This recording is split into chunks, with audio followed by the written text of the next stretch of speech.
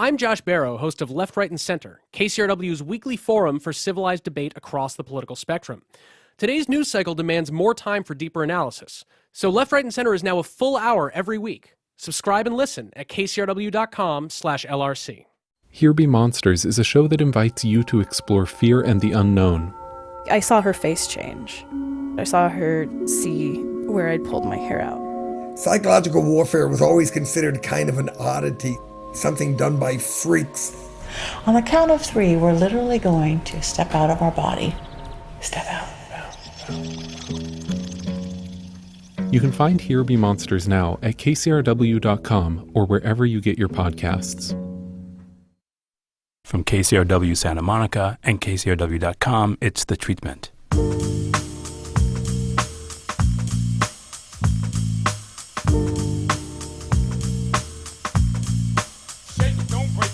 Welcome to The Treatment. I'm Elvis Mitchell. I like to read the books of my guests when they show up. And we're grateful. We guests are grateful. Sometimes they don't read the books themselves. They haven't in a while. You may not recognize the laugh, but my guest is an old friend and an old friend of the show. This is the 20th year of the show, and it's great to have friends of the show come back. My guest is Mr. Kenneth Turan. He's a film critic at the Los Angeles Times. His book is not to be missed, 54 Favorites from a Lifetime of Film. Kenny, how are you? I am good. I'm very happy to be here, Elvis. It's always a treat to be on this program. It's always a treat to have you here. And one of the things I found so fascinating about the book is there's an interesting concentration on comedy in it. There are some comedies in there. I mean, it's funny because I don't necessarily think of myself as a big comedy fan. I hadn't thought that either until I read the book, but to go from Buster Keaton to Bent Hammer, I mean, and they're all unusual takes on comedy. We can't say that many of these are conventional comedies, and you certainly can't say Sunset Boulevard's conventional comedy, but there's a lot of comedy in the book. And Kurosawa would say that, in its way, the Seven Samurai is kind of a comedy. Yeah, I mean, I get films where there are comic elements in otherwise serious films. They always take you by surprise, and that's always a treat. You know, you think you're in one kind of a film, and all of a sudden you're in something a little different, and that's always kind of exciting. But one of the films that's not a comedy, I realize it's a movie I've never talked to you about, but it's maybe one of my favorite films ever, and I think the best last final line in the history of film, which is I Was a Fugitive from the Chain Gang. Yeah. Which has that great final exchange in it, which you go over in the book. I mean, in terms of when I saw these films in my life, I Was a Fugitive from a Chain Gang is the earliest film I saw. I saw it, I was about 9 or 10 years old. I think I was a kid when I saw it too, and it's something that's almost primal about that movie. I mean, it's as scary for me as people say Night of the Hunters for that. Yeah, it really freaked me out. I mean, I saw it on TV in my living room at home, and it's got, I don't want to give it away because people who haven't seen it should see it, but it's got an astonishing ending. It's got a really completely amoral ending. And I'd never seen an amoral ending. I didn't know what the word meant at that time, but I said, this is the end? This is what happens? I mean, I said, is this even legal to have a film end like this? I just was really, and obviously, as we both know, years later, we found out that there was something called pre-code films in Hollywood where they had these kind of amoral black themes and endings. And this was one of them. But boy, did that blow me away. And that's that kind of sort of starkness. I mean, even the comedies you talk about have almost a kind of a stark feeling to them. I'm just thinking about, again, going back to the Bent Hammer film that you have. But there's the Keaton. I mean, that's an example. For sure. Yeah. And which Keaton do you use? I'll let you give you a chance to mention this. Maybe give you a chance to read your book. No, that I remember. See, if prompted, I remember, Elvis. I need to be prompted. But no, Sherlock Jr., is just kind of an amazing film. And it's modern in a way that I think will shock people who are not familiar with it. I mean, this film is this is nothing like the kind of Keystone Cops kind of silent films that we think define silent comedy. This is a very unusual film stylistically. It's got some wonderful touches. And you just watch it even today and you kind of just say, wow, this is really adventurous. And Keaton was a guy who really just felt he was doing a job of work. I had the real pleasure later to talk to his second wife, who was younger than he was and who survived him. And she said, he was flabbergasted when these films came back, when he became a celebrity again, late in his life and he went to Venice. In the 60s and 70s, the films had a new lease on life. Exactly. And you mentioned in the book, it starts off with Pauline Kael's take on Sherlock Jr. Yeah, she was a key factor, but he just did not believe it. He just didn't think of it. I mean, it's not that he didn't work hard or think they were solid pieces of work, but he thought they were disposable. He thought that once they finished playing, it was over. Who did, of that period? Who did not think that? Well, Chaplin maybe had Because pretensions. he was an owner. Yeah, I mean, that's was. right. it was business for Chaplin. Yeah. But for the most part, I mean, Chaplin in that way was prescient in a way that even studio heads were not. Yeah, he saved his stuff. He thought his stuff was important when studio heads, as you say, were tossing things out. Really, to this day, I think the figure, even though it's a shocking figure, something like 20% of all silent films is what survives. A lot of stuff was thrown out, was kind of junked for the silver nitrate in it. Yeah, sure, yeah. And, they thought this stuff is, who cares about this stuff? I mean, the same thing is happening, to digress a little bit, with film posters, which were thrown out and nobody thought they were worth anything. And now they're worth thousands and hundreds of thousands of dollars. Even a movie like, though, to get back to your book, which is already here, and my guess is Kenneth Turan, is the treatment. His new book is, not to be missed, 54 film favorites for a lifetime of film. I keep saying that title. Catchy title. Well, the film that I think was being this way, kind of a comedy. It's so odd and so dark, and it's based on a novel by somebody who I know we both like. That film is Point Blank. Oh, yeah. No, I mean, that is a film, against your will, against your better judgment, against everything in you. You laugh at moments in this very bleak Lee Marvin vengeance film, where Lee Marvin is like some kind of golem, who strides through the film, trying to get satisfaction, trying to get his money back. And, it's just a lot harder than he thinks, even though no one can stand in his way. It's not like he meets anyone who's even close to being as tough as he is. But still, getting satisfaction is very difficult. And really, there are moments where he does things where you just have to laugh. Since we're talking about this, and I know numbers mean good luck to you, why 54? Well, 54, it's an interesting question. I first thought it was a random number. I wanted something that I liked that alliterated with favorites. And film. So I thought something in the 50s. I also wanted a manageable number. I wanted a number that if people wanted to say, I'm going to see everything in this book, they could do it. It's not like 1,000 films to see. I wanted something that people could handle. And then I thought I picked 54. I thought at random. Really, when I picked the number, I thought it was a random number. And then someone pointed out to me something which as soon as I heard this, I knew this was the real reason I took 54. In Jewish tradition, the number 18, the word chai, is the same word as the word for life. That's why you have the toast l'chaim, to life. And so when I was growing up as a kid, any multiple of 18 is considered good luck. 18, 36, 54. Cash payments for bar mitzvah boys sometimes were in multiples of 18 back in the day because it was considered good luck. And I had picked 54 for that reason, even though it had really been an unconscious choice. I didn't know that's why I'd done it, but once it was pointed out to me, I knew that was a reason without any doubt. See, I thought because it was maybe some subtextual thing for you, because, and we should say the book goes by eras. It starts the 20s and takes us into the 21st century. Yeah. But the concentration of films, the biggest number of films, comes from the 1950s. Yeah, I know. The truth is, Elvis, that totally surprised me. As you mentioned in the book. Yeah, I picked these films one by one, and I wasn't going to rank them just alphabetically, and my editor said, you got to do something more than that. That's not a book. So so I got the idea to rank them, a very simple idea, but it proved to be a potent one, to rank them by decades.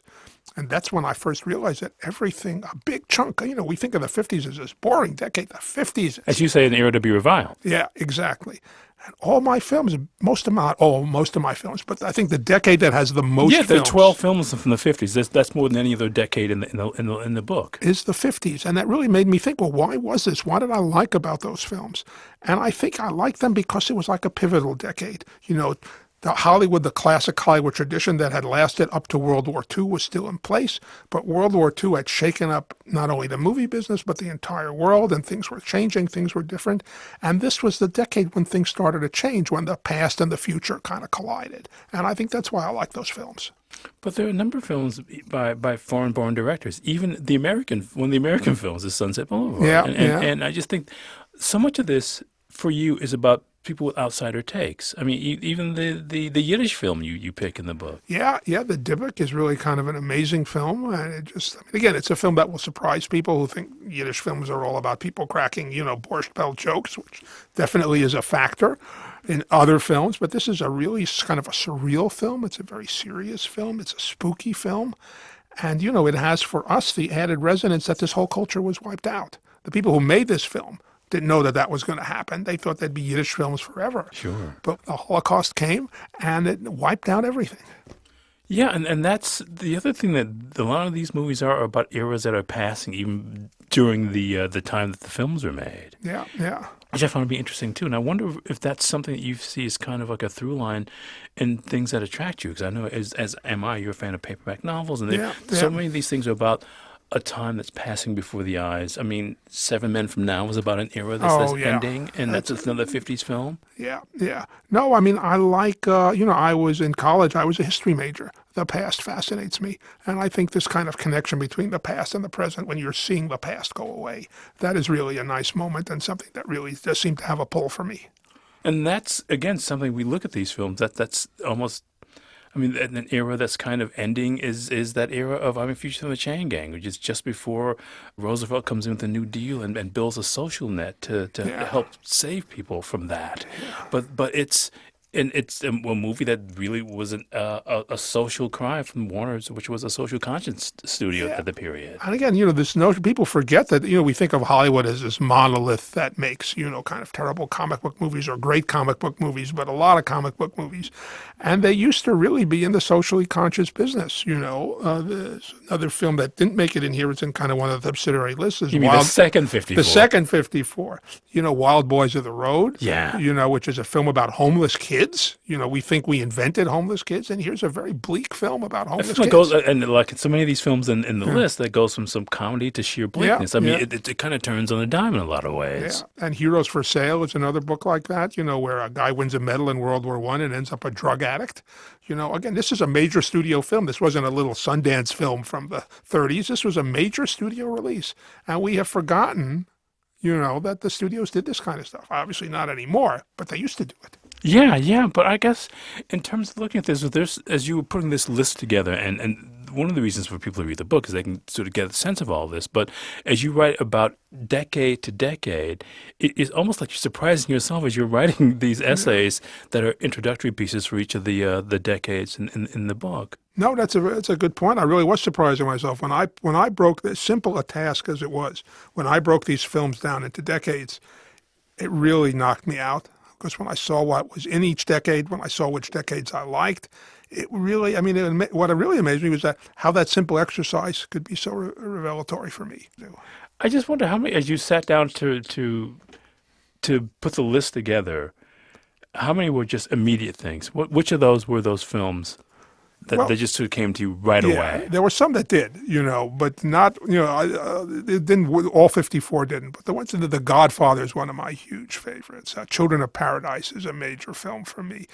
Touch of Evil, the Orson Welles film. The Earrings of Madame de, Max Ophuls film with just amazing camera work.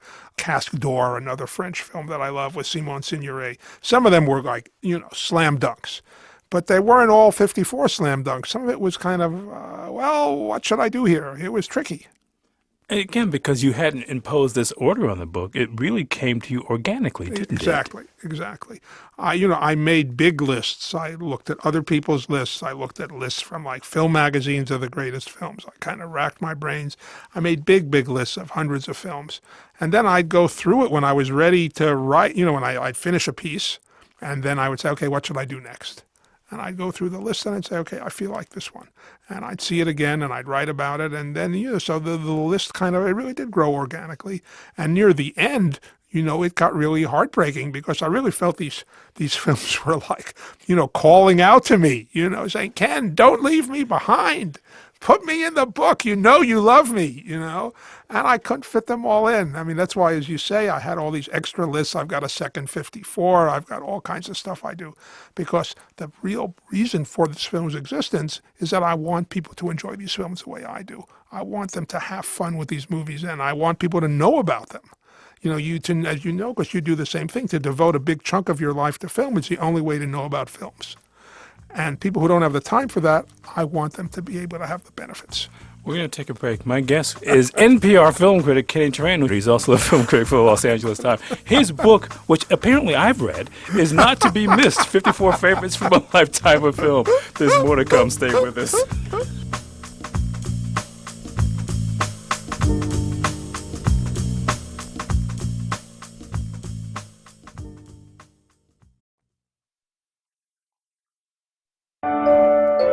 Subscribe to KCRW's Today's Top Tune download podcast to receive a free song of the day. Find today's top tune on KCRW's iTunes page.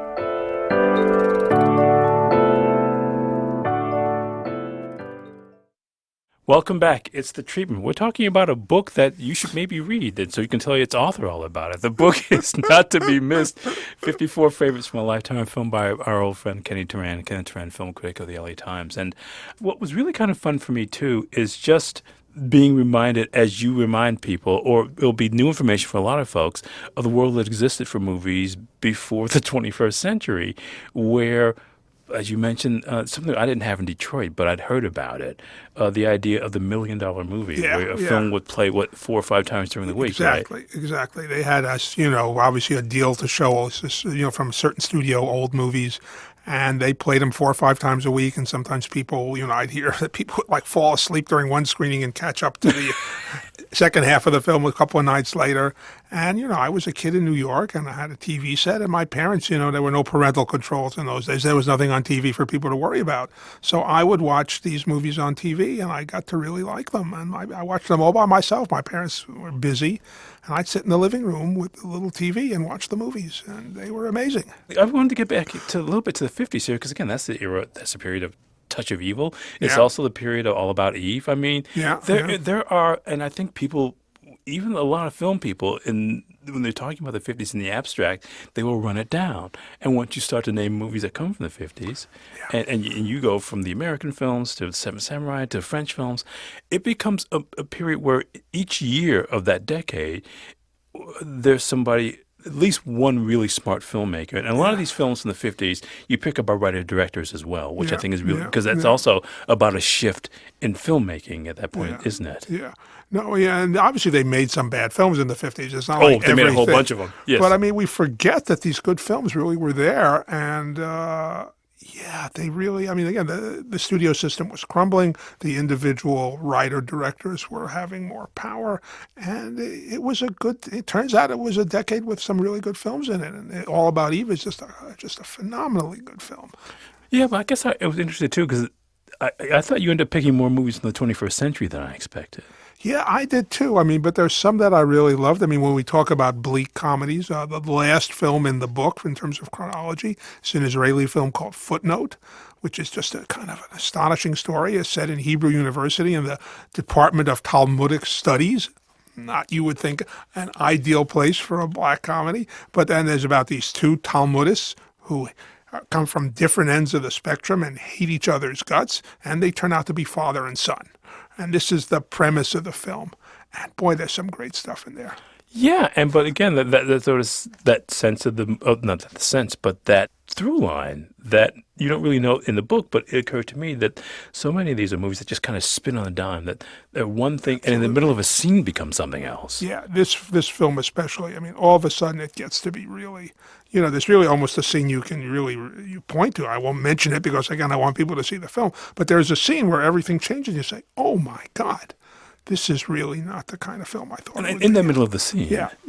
And that's why I was thinking about that. And that's why in so many of these films, there is that. And the thing that comes out as often as not is that what you love about movies and still love is the prospect of being surprised by them. Oh, yeah. No, really. I still, every time I'm in a screening, which is often, really, it's like a mantra I say to myself. The lights start to go down. You know what it's like. The lights start to go down. I really say to myself, I hope this one is good. I hope this one is good.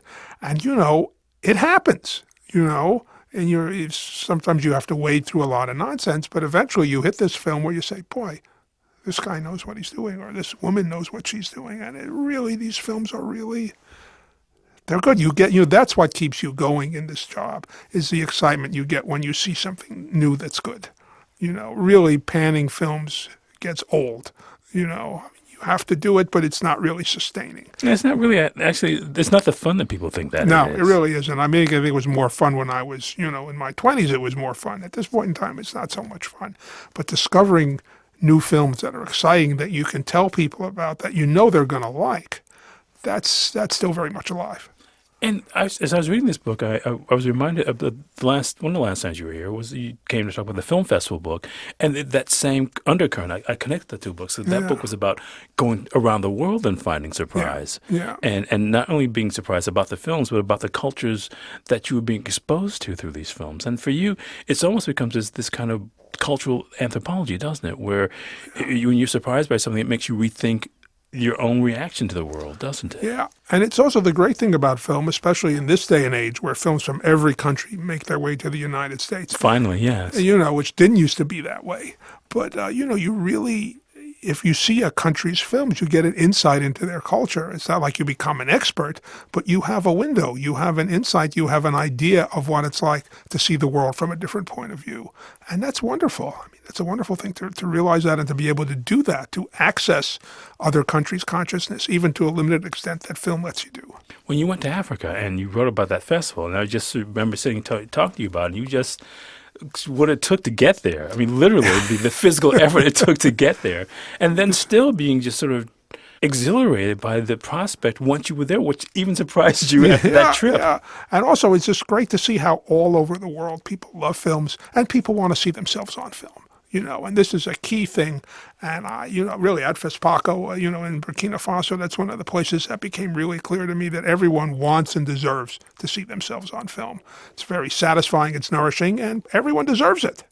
And to my regret, I still haven't had a chance to go to FESPACO yet. I want to go. Yeah, I was you almost went. You got close. Yeah, and then we basically were warned not to go by the U.S. government to go to that part of the world. But it's still my goal to get there. You should go. No, it's really, it's an enriching place to go. It really is. But I told you when you were here and we talked about the book, it reminded me of my first time not going to Sundance, but going to Cannes, which I didn't know what to expect. And it was kind of an incredible year. It was 2000, so it was a year of In the Mood for Love, and a movie I know you weren't so crazy about, Amores Perros, but George Washington. And I just thought, is it like this all the time? You went, oh, no.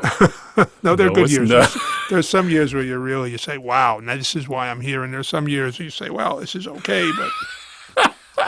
Well, my guest, who still loves to be surprised by movies, and I was surprised that I read his book, is Kenneth Turan. The book is not to be missed, 54 Favorites from a Lifetime of Film. But because as I was reading the book, I wondered, as you putting the list together, if it surprised you that there were films that didn't make the first cut, or directors that didn't make the cut. Because I want people to pick the book up and be surprised by who's not in it. But there are some filmmakers I thought for sure that would make the cut who did not. Well, you know what surprised me the most? And I think if there was one film I could put in the book, if I get to do another version, the film I felt bad that I still not even quite sure why I left it out is Lawrence of Arabia. Because it's a type of filmmaking that really I don't think we'll ever see again. This type of big budget, intelligent, literate films intended for adults. I don't think those are coming back. I mean... Well, no, and the idea of a movie based on the 7 pillars of wisdom. If there's ever a book that would qualify, and this is a word I use advisedly, as unreadable, it is the 7 pillars of wisdom. And it's really not the book anyway. I mean... it just was I don't know, it just was like, great films are magic. They just happen. Something happens. And, Peter O'Toole, David Lean, Lawrence, even though he was, an unusual guy, certainly had lived a very dramatic life. And his story is quite something. And this film, I can still see some of those scenes, in the desert. And for some reason, it didn't make it. But, it's interesting that the films, there's not really a film in this book that I would call an epic film. I mean, they're all fairly intimate movies. And I feel like... as you're talking about Lawrence of Arabia, the sheer size of it doesn't allow itself to be a part of this. I mean, I can't think of a film, even Crouching Tiger, Hidden Dragon is not a film that I would call epic in filmmaking scale. And it feels like the films that you're dealing with, and it's almost probably 2/3 of the cases are films with writer-directors attached as well.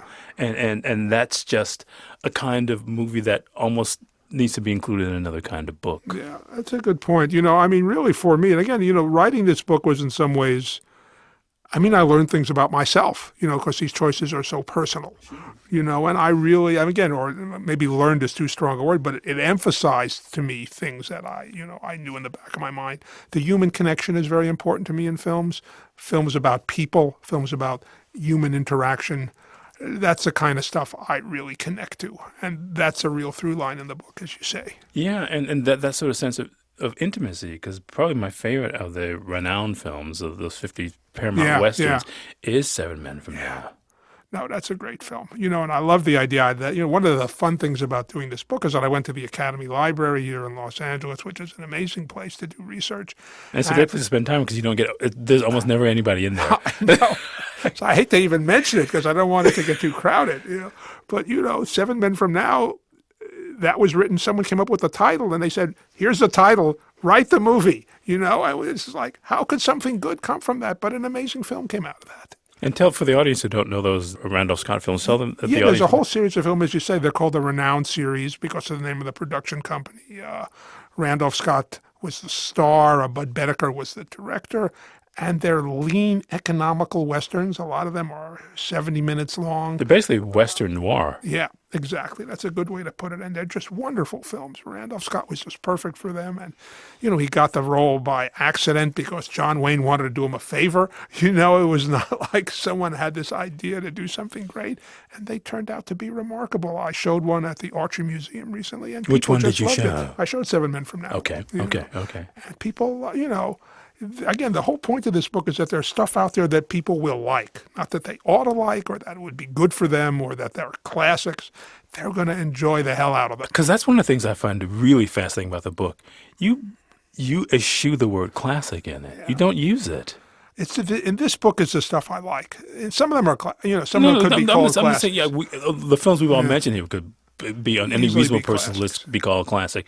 But you make a point of not using that word. Yeah, I like them. I just like them. That's the key word for me is enjoyment. I think you love them. I love them. I won't hide for that. This is public radio. I know you're not allowed to use words that big here, but you can say that. And there is just by, and this is a craft of the writer, but not making certain word choices, it makes it a much more personal relationship. If you don't use words like the great or classic or any of those kinds of things, but describe the movie in the terms of the way that they had an impact on you. Yeah. It's really, I just felt like it's kind of a refreshing kind of form of film criticism to write about things that have a life in your heart that don't have anything else tied to them other than your own feelings about them. That was the connection.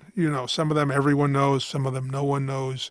There's some very obscure films here, not intentionally, but I just happened to see them and I fell in love with them. Castor's a movie that almost nobody talks about. Castor's a great film. Which I read, I thought, oh my God, I can't remember the last time.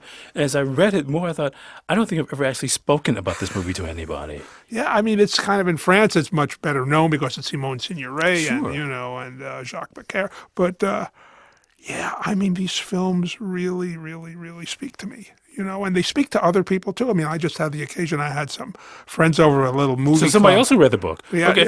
No, I hadn't read the book. I hadn't read the book. But I had to pick a film to show them, and I picked Castor, and it just blew people away. I mean, people think that any film this good they would have heard of. And it's just the world doesn't work that way. There are too many films out there. That's true. And we're out of time. And my guest, these things always go so fast. I guess you got to write more books because you clearly don't have anything else you're doing. The book is now out in paperback. Yes. It is by Kenneth Turan. I will do this again from memory. Not to be missed. 54 favorites from a lifetime of film. Kenny, it's always a pleasure having you. Thanks so much. The pleasure is mine, Elvis. This is a real treat. Thank you. And I bought the book again on Kindle, just so you know. So I have somewhere there's a cover, the hardcover, sitting in a store along with all my with your name on it. Yes, with your name on it. I didn't write the book.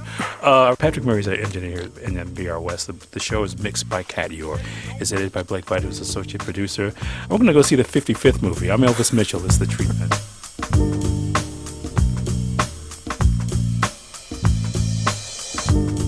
Catch up on past episodes with The Treatment, go to KCRW.com or listen on your smartphone with KCRW's mobile apps, or subscribe to the podcast on iTunes, Stitcher, wherever you listen to podcasts. The Treatment is produced and distributed by KCRW Santa Monica.